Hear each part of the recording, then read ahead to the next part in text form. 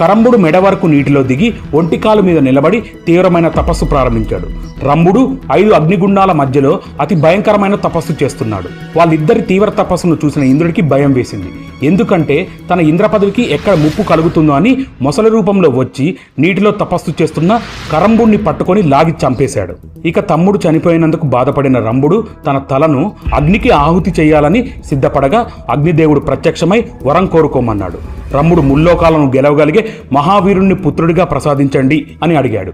అప్పుడు అగ్నిదేవుడు ఇలా వరం ఇచ్చాడు. రంభాసుర, నీ మనసు మొదట ఎవరిని చూస్తే మోహంతో చెలిస్తుందో ఆ రూపంలోని శ్రీ గర్భంలోనే నీవు కోరుకున్న వీరుడు జన్మిస్తాడు అని వరమిచ్చి అదృశ్యమయ్యాడు. రంభాసురుడు ఆనందంతో ఇంటికి తిరిగి వస్తూ యక్షులు విహరించే ఉద్యానవనంలో యక్షుణ్ణి అలరించడానికి మహిషి రూపాన్ని తీసుకున్న యక్షిణిని చూశాడు.